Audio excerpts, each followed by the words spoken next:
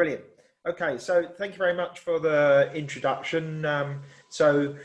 Yeah, I don't need to say anything more about myself. I'm going to talk to you today about some research that we do at Nottingham on basically surface and shape measurement, which is where our main focus is. But how we're also embracing new information technologies and computer science technologies to improve our measurements. Okay, so just a little bit to start us off about where I work. So we're at University of Nottingham. I'm at the Institute for Advanced Manufacturing, which is perhaps the largest manufacturing research university in the UK. If you add up all of our grant research plus the money we get from the aerospace people, then we probably are the largest. We just moved into a nice new state-of-the-art building. I'll show you a photo in a minute, which gives us very nice lab facilities and conference facilities, etc. We have very major industrial stakeholders. Airbus is just next door in Derby. Oh, sorry, Rolls-Royce is just next door in Derby. Airbus are just down the road. Interesting there, Lang & Rourke, which is not a manufacturer as such, but construction. But it's interesting how we seem to be going back to the 70s now and deciding to do a manufactured construction a little bit better than we did in the 70s. And so people are starting to embrace digital technologies in the construction industry. The major research groups are the Precision Manufacturing Centre and Centre for Aerospace Manufacturing, run by Professor Ratchev. We also have the EPS Future Composites Hub, run by Professor Warrior. We have perhaps what was, although I think it's been taken over by some facilities in China now, the largest manufacturing research group in additive manufacturing. So we've got about 130 researchers in additive manufacturing. It's a very large group run by Professor Haig. Professor Agzinte runs the Rolls-Royce University Technology Centre in Manufacturing Technologies. I run the manufacturing metrology team. On top of that, we have a new thing called a smart industrial systems beacon, a beacon of excellence, as they're called. There's 6 of those at the university, and this is really designed to take manufacturing and computer science and bring the two together. So that's been run by Professor Benford. Then in manufacturing, we've got 3 recent spin-outs, relatively recent spin-outs. Added Scientific, which is a additive manufacturing service spin-out, which is run by Richard. TextureJet, run by Adam Clare, looking at texturing of surfaces using various technologies. And I've just spun out a company, which I'll talk a little bit about, called Traz Metrology. Okay, we've been very lucky recently, during lockdown, believe it or not. We managed to win, including having an interview, which I was dared to do in my shorts, which I did in shorts, but with a suit jacket on the top. And we managed to interview for the Midlands Centre for Data-Driven Metrology. So this is a significant funded multi-million project, starts in October. And it's a collaboration between us, Coventry and Loughborough Universities to really, again, get that Industry 4.0, the digital technologies that people want in manufacturing, out into industry. And I'll talk a little bit about what we mean by that. And the partners, we've got MPL, HVM Catapults, mainly MTC and AMRC, who are in the Midlands regions. And we've got around, at the moment, 28 manufacturing companies which are signed up to work with us. There's our nice new flash building. I wish I was in it, but I'm not. We are starting to return to at least to the labs, if not to the offices now. There's the metrology team. We started in January 2015. It's now around 35 members. We've got another 7 new PhD students starting in October. So we're focused on building the latest instrumentation and analysis methods for metrology, which I'll talk about today. We focus mainly on precision manufacturing and additive manufacturing at the moment. There is some focus probably coming on composites as well, but at the moment we're more on the sort of machining side and the additive side of things. So metrology. Basically, we define metrology, or metrology is defined as the science and application of measurement. And so what does it allow us to do for manufacturing? Well, it gives us three things: trust, confidence, and credibility.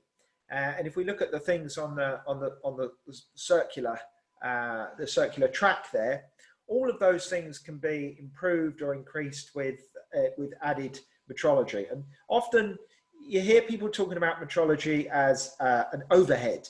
In other words, you want to get rid of your metrology, and yes, that's the right thing to head for. But also, you need to ask the question, not how much does it cost to incorporate metrology, but what is the cost of not incorporating metrology into a manufacturing process? So if you don't have metrology, then you basically don't have control over your process. So in some way, and even if it becomes a background, something that's going on in the background, then it's important to have some kind of measurement process. A little bit about digital manufacturing. So defined here as the application of digital information to the enhancement of manufacturing, products, processes, supply chains, etc. This is the 8 great technologies here which is a UK-based thing.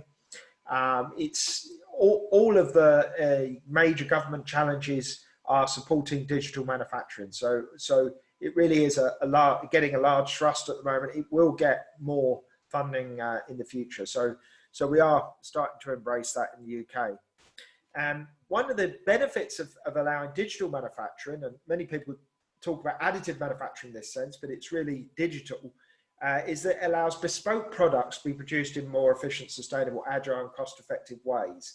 So it allows us to make the things that are required, not just thousands of one thing that's required and hope everyone uses it, but thousands of different things that people require in cost-effective ways.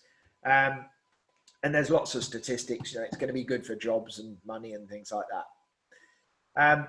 So what's the problem? Well, digital manufacturing produces vast amounts of data. We have to get that data. How do we know we can trust that data? That's what's critical at these. So industry, I think, understands the need for digital technologies for data enhanced manufacturing, but they don't really understand the need for it, or sorry, the need is understood, but they don't understand how they can use it, how they can benefit for it, what data to use, how to keep that data to a minimum, and how to ensure quality of data. And that's when metrology really comes to allow us to establish that trust through traceability and uncertainty. We can get that trust in our data. Okay, a little bit about machine learning. Seen as the Lone Ranger riding to the rescue. Well, my research doesn't seem to be working. I know, I'll throw some machine learning at it. And well, many people are finding that isn't necessarily how we can really use machine learning, or it's not the most effective approach. It can't do everything. It will affect everything we do, I think, but we really do need to know how to use it properly. And this is where, as engineers, physicists, and manufacturers, we need to start talking to the computer scientists. Often when one of my researchers has started working on some machine learning technologies, we've gone off to the computer science department and they fell about laughing at us because they were doing that 10 years ago. So we really do need to talk to the computer science. Do not try to learn machine learning yourself. Don't do it. It's not the thing to do. Apply it yourself, play with it, then go and talk to an expert. There are people that know what they're doing out there, and we must talk to them. Okay, off the soapbox. So, information-rich metrology. So when you get a chance to start again, like I did, so I left NPL after 25 years. I'm not telling you why, mainly because it's a relatively boring conversation, but you get the chance to start a group from fresh. So I had to have something which defines the group. So it's not just another metrology group. And I came up with this concept, which I call information-rich metrology. So what's that? So it's basically the use of any type of available additional information to improve a measurement process. And when I came up with these ideas, I wasn't really thinking about digital technologies or machine learning or anything like that. But now this is taken off. So it's either luck or judgment. I'm pretty sure it was the former. So this whole concept of data-rich or information-rich measurement and manufacturing seems now to be taking off. So what do I mean by it? So let's take a surface measurement example. Here's the surface, here's a measuring instrument, typically some kind of interaction between the two, could be contact, could be optical, something like that, could be X-ray. We take the measurement data, we process that data, we get a result. That's the conventional manufacturing. In information-rich metrology, we say, well, hang on, we've got a lot of information about that surface before we even take that measurement. We have CAD models, we've probably done some simulation, we've done some finite element testing to understand, we know what the texture's like, we know what types of defects we're looking for and things like that. So why don't we use that information? We also understand a lot about how the instrument operates. This is the difficult part. We also understand a lot about the interaction. Now, this is where the physics gets really tough, and why when people start using optical instruments, they come across all sorts of problems and they don't compare with contact systems, etc. And that's because it is really complicated. The physics of the interaction of an optical beam with a surface is complex, and that's why we still lack a lot of traceability and trust in this region. But we do a lot of work. We have, in our research group, we have right back from the basic theoretical physicists all the way to the manufacturing people to try to understand and piece together these interactions. Then we might take other measurement data. So, for example, we might use some thermal data or instruments with different resolutions, and therefore use a data fusion type approach. Then we can take all of that data, use some kind of smart data processing methods, and that's where machine learning methods are proving fruitful, and that can enhance our measurement. By enhancement, what I mean is that we can either increase the spatial bandwidth, measure more or higher resolution or higher range, or the combination of the two, or we can measure faster by decrease the temporal bandwidth, so that we're saying, well, hang on, I only care about defects which are 2 microns wide and spherical. Let's forget about everything else and only measure those. So we'll talk about examples of these now. So the research themes in my group are, we look at the post-process metrology and the in-process metrology. We have other things as well, but these are the two I'm going to focus on today. I'm going to give you 2 examples, one from post-process, one from in-process metrology. And this is all tied together with information-rich metrology. If we don't see an element of information-rich metrology in what we do, we're not going to be doing it. Okay, so post-process instrumentation. Let's talk a little about that.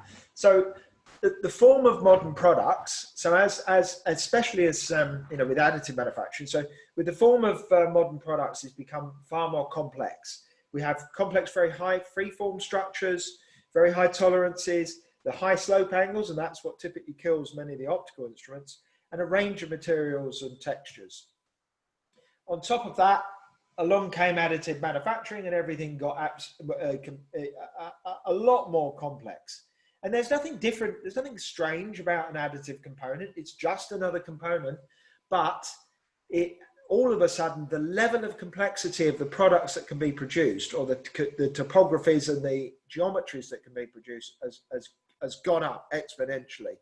And we have a big opportunity for metrologists to develop new technologies. We can't just apply the old technologies. So form measurement, and by form I mean the shape of an object, not the fine scale texture, the shape. Form measurement is essential in additive manufacturing because as soon as we take the parts out, it's such an energetic process. As soon as we take it out, it's warped out of shape. So we need to be able to measure the form of the components. The trouble is, at the moment, we have optical systems around, and we have expert people, usually a bit odd, in our laboratories, who are able to set up that measurement system so it can measure extremely complex parts. And it takes days of highly skilled operators to try to work out how to do that. We want to take the operator out of that completely, so that we just pop our part onto a measurement platform, and we can measure the part. There's a whole bunch of things we need to do to be able to do that. So we can avoid the costly trial and error methods that are currently being employed. So let's see if we can maximize the amount of information-rich metrology concepts we can apply to this. So I'm going to talk about photogrammetry. We also do this with structured light systems and laser-based scanning, but today I'm going to just focus on one that we've been pushing pretty far, and we've just spun out a company to produce the products from this, is photogrammetry. So for those of you that don't know, photogrammetry sounds rather simple. What we do is we basically take images of the sample from different positions. So we measure at different camera positions, or we might use multiple cameras. That's another way. We detect features in the images that are common to each of the images. We match those features between the images. We say, right, I can see that defect in this image, and I can see it in that image also. Then we need to calibrate the camera and reconstruct the sample point. So when I say calibrate the cameras, it's not really a calibration process. Everyone uses that word, but it doesn't involve uncertainty. And so really we should use the term adjustment. But everyone uses calibrate, so I'm going to use that term. So we calibrate the cameras, and I'll talk about what I mean by that. And from that, we can reconstruct a three-dimensional shape of the part. And that calibration process involves triangulating between the cameras. So it's a way of building up a 3D map from 2D images.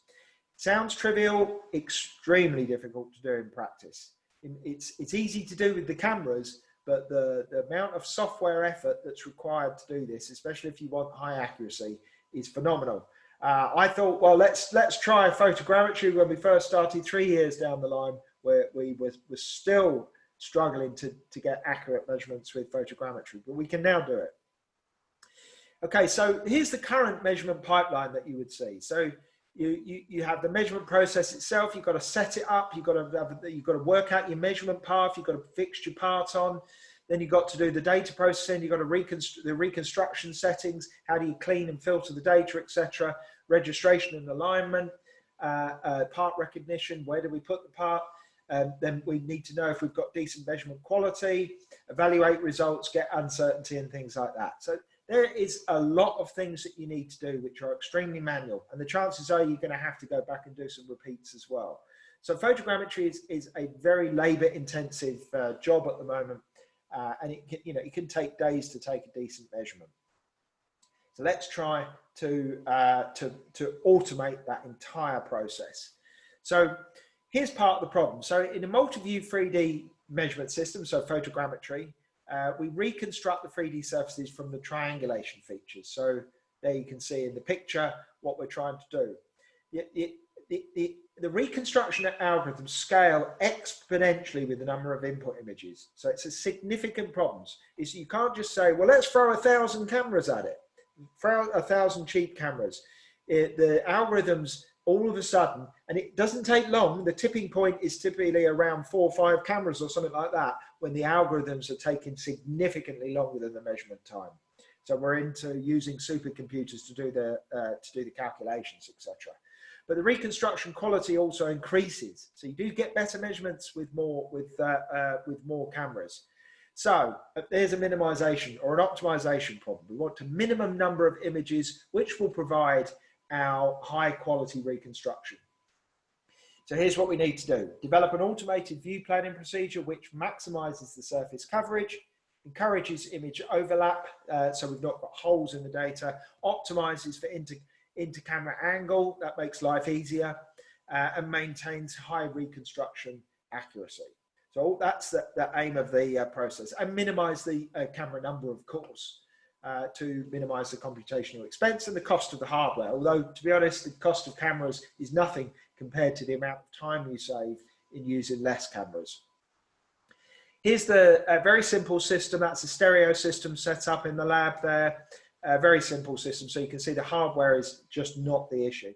And there's a simple one camera system set up where we rotate the object. So you'd either rotate the object or you put multiple cameras around the object. We use laser speckle so that we can measure smooth surfaces, and we use the speckles as the things that we do the reconstruction with. I won't go into details about that. So on the initial setup, when you first set up your mathematical model, you need to set up the various poses of the cameras. So there's a number of variables that you need to consider. So basically the angles of the cameras and the distances from the object. You can get a lot of this data from the CAD file. So if you're given a CAD file, then it allows you to start putting in some a priori information into some of these complex geometrical calculations. So the approach we've got is from the object CAD data, we can get an initial local optimization by finding good initial seed points. So we look mathematically or computationally, we look around the object in CAD file. So we have to have a decent model of the object, including we have to model the texture in there as well. We can then do a global optimization of, I've used 4 cameras here. We can ask ourselves, have we reached a particular threshold? If we haven't, then we can put in another camera. If we have, then yeah, we've got a decent measurement. All of this, I'm not going to go into the mathematics of this. I nearly left some mathematics in, but I haven't. I've taken it out because it's pretty hideous. So we use genetic algorithms and all sorts of optimization schemes to try to do that. So here's the maths. I haven't put it in. So we use point-based, what's called visible point analysis. So we're trying to find when we can see a point on the object. So is it occluded, but also is it high enough quality that we can use it? And we use point-based and triangulation-based approaches. And they're a trade-off between good at edges or being highly efficient, and also the computational the speed that's required. So we categorize near edge points and combine both approaches basically.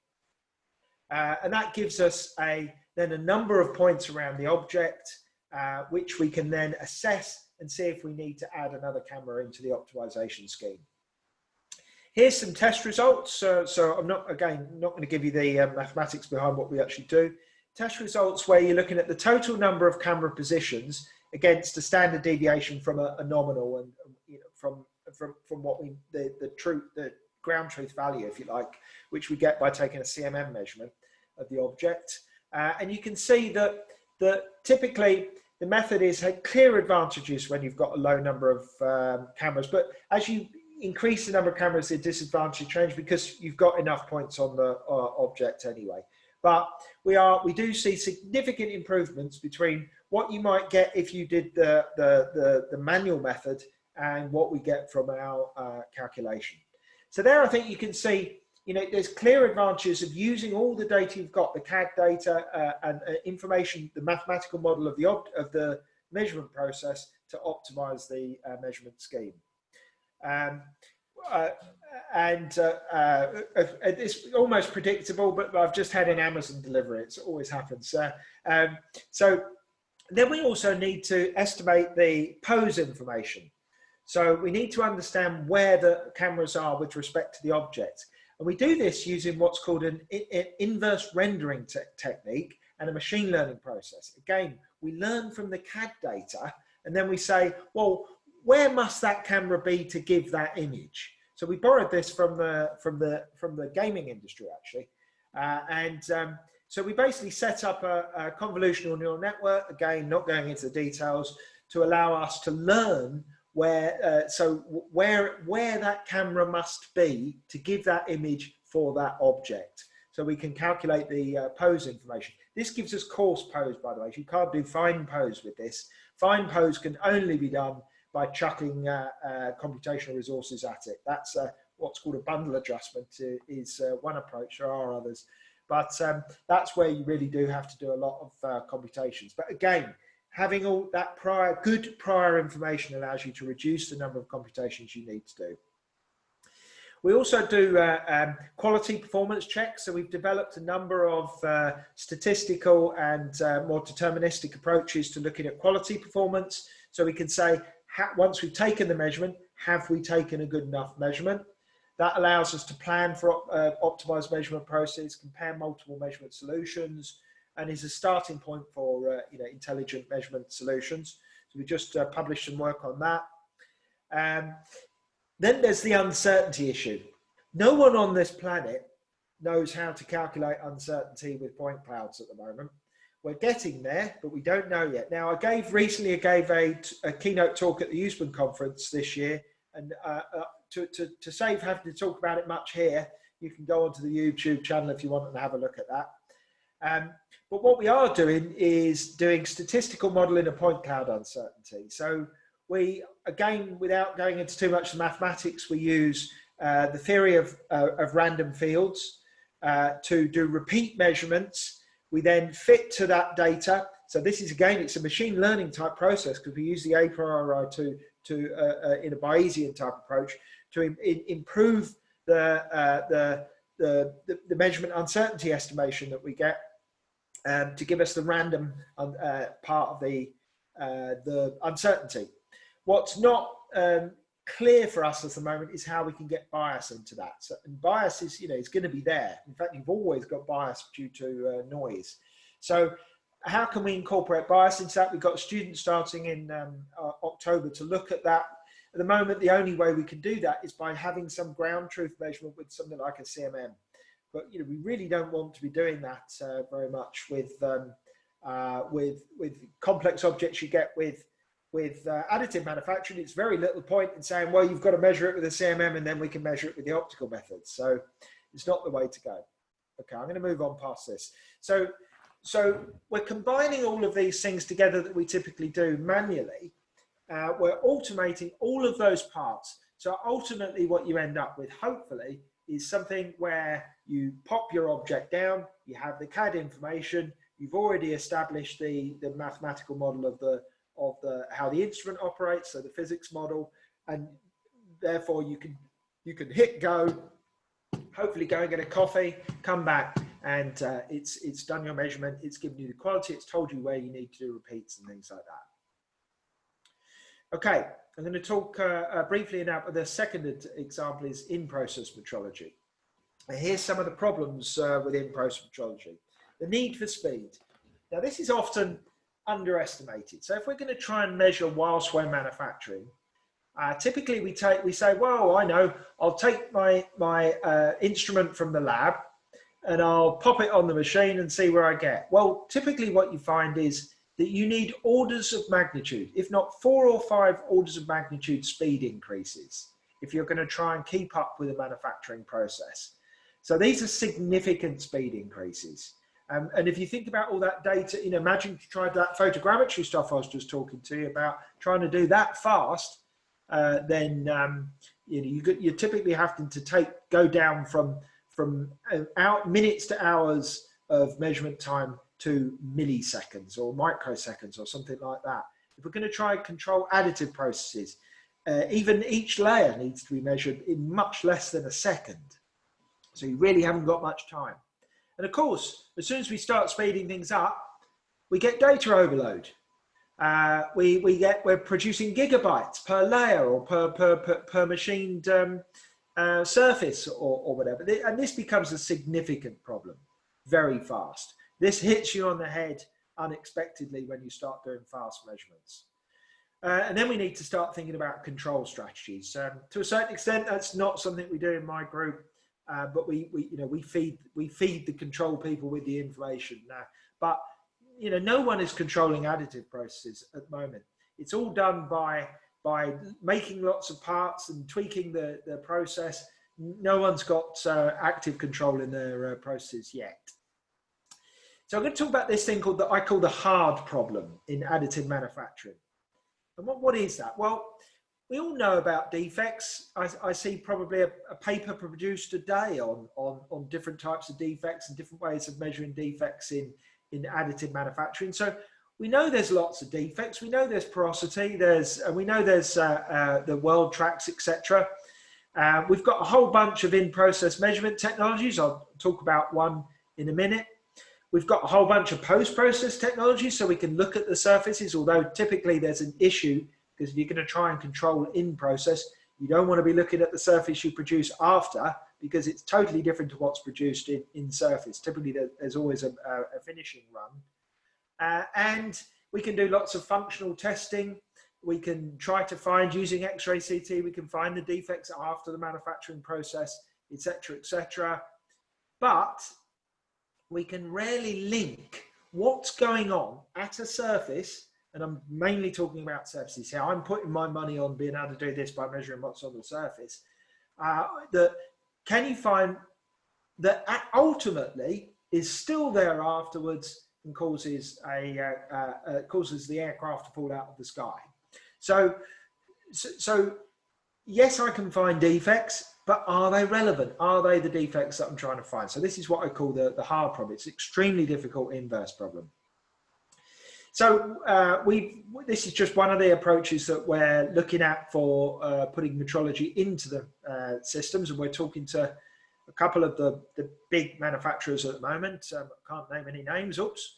But we're also working with Renishaw with a open system that we have that they've kindly lent us, a gift. APE is additive in process. So we've been setting up a combination of photogrammetry and fringe projection that uses a 4-camera base system, high-speed cameras. We've got the speed of this now with our commercial enterprise down to less than 0.1 of a second that we're taking this data. That really took, we could not have even dreamed of that without talking to computer scientists. So this is the lab-based setup we've got. This is now being commercialized, as I say. And we looked at some samples which we got from the University of Huddersfield, these test samples here. We did a whole bunch of repeat measurements with our, basically trying to find out, is there using multiple cameras, do you get a benefit over using single camera based systems? And we compared against a focus variation system, which is a lab-based system. I'm flying through with a bit of speed because of the time, but there you can see you've got the fringe projection-based measurements against the focus variation-based measurements, and you can see the multi-view is clearly giving us more points. However, and I'll fly through again. I know it's too much data to take in, but what we find is that the multi-view is more precise but less accurate. And we don't entirely understand why that is at the moment, but it does give you higher point density as we're doing the measurements. So that's some work in progress. Now what we're doing is we're taking that fringe projection system. Imperial College we're doing this because they've got an open Renishaw system. So we then taking the fringe projection system. We have a thermal camera, and we have a high-speed imaging system at Imperial, and we are going to measure the hell out of a part as it's being produced to try and build up that map of defects and things and things that happen during the manufacturing process that we can then compare with X-ray CT and with materials testing. And then we can do the functional testing to see if we can find or elucidate where those parts are. So it's a very, very controlled experiment that they're running through to try and address some of the issues with the hard problem. Another system. So that would measure layer by layer. But what about measuring actually during the process? So as the laser's scanning across. So we're looking at a method that could possibly pick up the texture. So what we're trying to find here is these world ripples here. And these are typically very small. They're too small for things like fringe projection systems. We can pick up the gross defects and the form with the fringe projection, but we can't measure these small defects. We need much higher resolution. And these are, and notice this surface here. This is a modern additively manufactured part. Can you see loads of spatter all over it? I can't. Spatter is going away as an issue. Still, I see papers daily based on machine learning approaches with spatter, etc., etc. But you know, they're ahead of us. These manufacturing people are ahead of us. We need to keep up track with what they're doing, because as they produce different parts, the defects and the things we need to measure are changing as well. There's no point in us just being academics and producing papers on things that people don't want. So we're looking at a method which is basically revisiting scatter. So what we do is we scatter light off a surface and we look at the angular distribution of scatter. Now, the problem is that if you've got structures on the surface which are complex, that this is a very difficult problem to solve. The inverse problem, going from the scattered data back to the the light that's reflected on is a very, very difficult problem, if at all possible to solve, because it's a highly nonlinear inverse problem. Now, what we have done with Loughborough University is we did solve the physics problem. We have published some papers recently on new scattering theories that are very realistic. Now, but they take days to solve on a supercomputer. So that's no use at all for an in-process system that's got to work in less than a microsecond. But what we can do is we can mine that optical data using a machine learning process. So we basically train the system on known defect data using the supercomputer, and then we can incorporate that into a lookup table type approach, which allows us to show process change. So we can see if those world ripples are varying as we're going through the manufacturing process.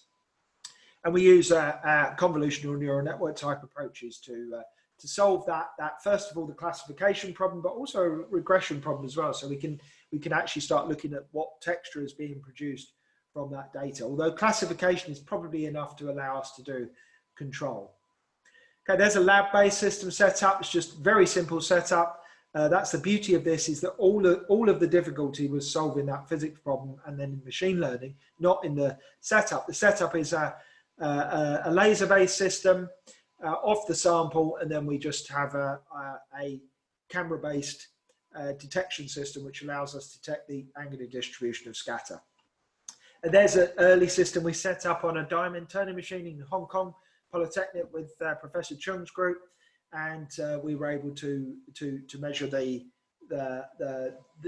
tool wear in process by looking at the surface. Okay, just to say a little bit about spin out, and then I shall conclude. I'm coming to my end of my time. So we just spun out Taraz metrology. You can ask the question about where the word Taraz comes from at the end if you're interested. There is a little bit of a fast story about that. It was done for love, put it that way. So what is Taraz? Taraz is basically looking at the additive, mainly the metals additive, polymer as well, additive manufacturing methods, shape measurement, texture measurement, and in-process measurement. Those are the key areas that we're addressing. There's the team at the moment, still a small team, but we only started off 1 year ago now. That was our first pub visit after lockdown. So there's a few of us now. We've got at least two of them are ex-PhD students of mine.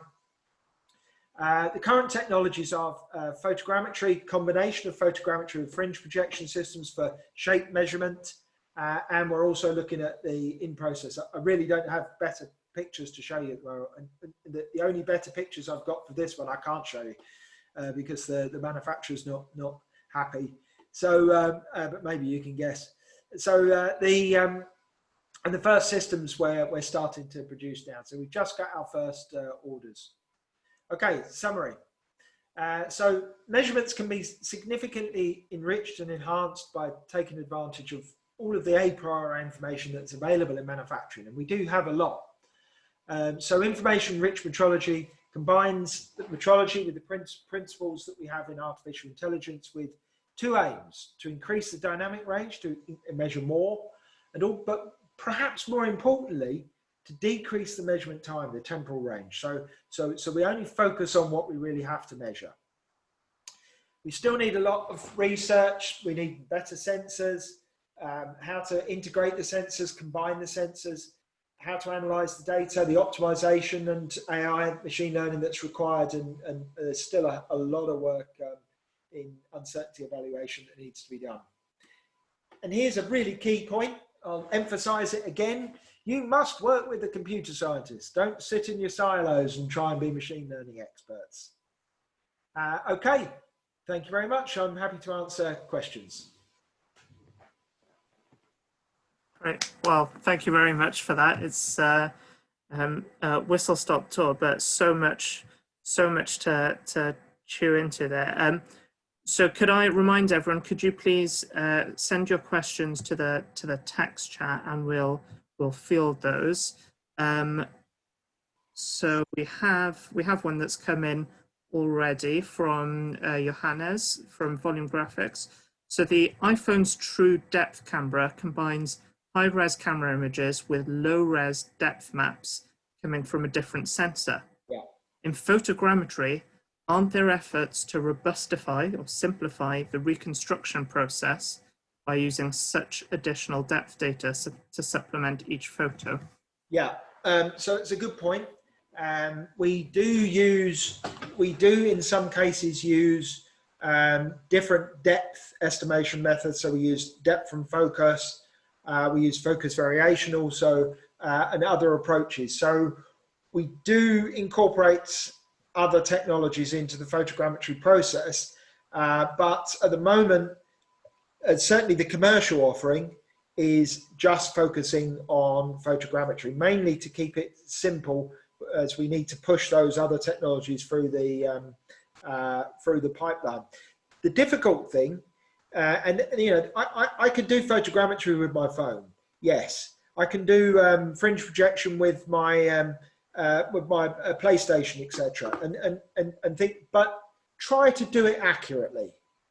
Try to do it in the types of accuracy that's required by manufacturing, and then try to estimate the uncertainty with those. The simpler the measurement process, the simpler it is to estimate the uncertainty as well. So you need to bear all of those things in mind. Does that answer your question, Johannes? Maybe he's not on. Fans. There you go. Yeah, we'll take that as a thanks. So Martin Turner from Manchester asks, is there anybody combining reconstruction processes, say for example, iterative photogrammetry method with iterative XCT or X-ray tomography reconstruction? Yeah, there is some combination systems. It's pretty rare research. So combining the optical reconstruction methods with X-ray CT. There is some work going on, but it's very limited at the moment, Martin. Why nowadays reconstruction is too much focus? I don't understand that, Mohammed. Why nowadays reconstruction is too much focus?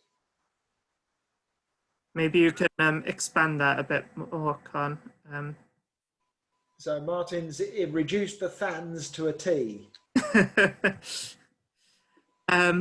So while we're waiting, oh no, we've got another one. How long do the convolutional neural networks take to train? Which ones? I talked about multiple, but I can talk about it in general if you like. So it depends. So if it's a straight conventional neural network type approach, then you need to throw a lot of data at it, and the more data, the better. And typically, you know, you're into hours of training time, if not days. However, if you start incorporating the physics-based learning, so you're using constraints to reduce the amount of space that you need to occupy for training, then you can get it down to very high speeds. We are training CNNs now with physics-based data for the scattering type system. We're training that in tens of minutes. We're also doing pose estimation trainings in tens of minutes now. But it's not the problem. The point is that if you've got the system set up that you want to do your measurement, then whilst you're printing your part, or whilst because it's all done on the CAD data. So whilst you're manufacturing your part, you can be doing your training and waiting for that. But the physics-based training data is significantly decreasing the amount of time that's required for training. Johannes, CNN do need... So I'll read it out. CNN do need lots of training data. How do you generate it? Especially, I reckon it's hard. We don't generate the training data from the scattering data. We generate the training data from the physics model.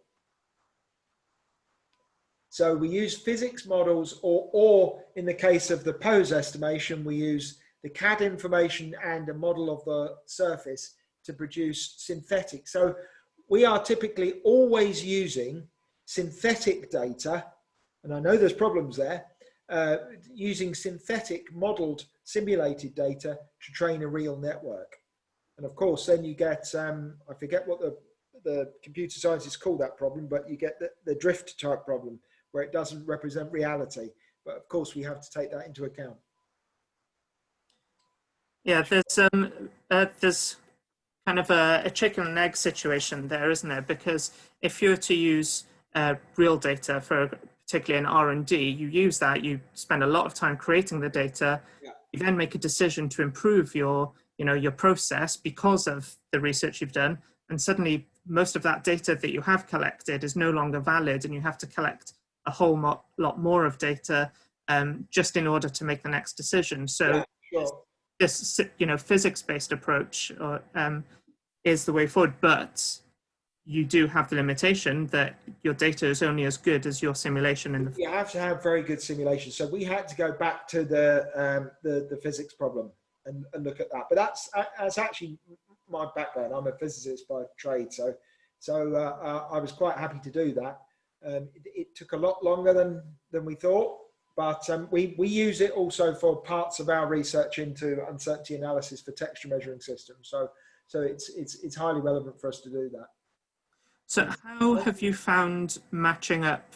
So you've got, if you're using CAD-based data and you're using a physics model, then you're idealizing things. So you have idealized geometry, Yeah. but obviously in additive manufacturing, you're far from an idealized geometry at that point. How do those two things conflict with each other in the real world and when you're trying to apply these techniques? Well, so they do conflict, and you just have to work in that space. So we have to refine. You have to go back and refine your simulation data, because you can't just use the CAD data. You have to put a texture on top of that. You have to put defects on top of that and things like that. So you have to refine. You can attack it by refining that.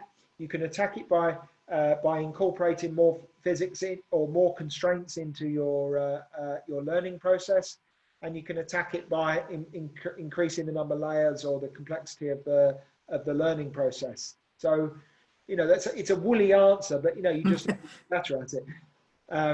So we got a question from Sharif. Yeah, from Sharif Ahmed. When do you think we'll have adaptive AM? Where info generated by, say, your methods can on the fly adjust the ongoing printing machinery? Well, I think we are getting closer and closer. So there are methods now that some of the machine manufacturers, well, the ones that I know of, are looking at layer-based. So you can apply a map of the layer, hotspots or whatever, to try to modulate the amount of energy you're putting in. There are people looking at that. Being able to do it on the fly so that you're taking data as the laser's actually scanning, I think we're some way off that. The speeds and the requirement for that are a couple of years off. But I think you're going to start seeing layer-based control of additive processes within a year, I think. Right. Several people are working on this.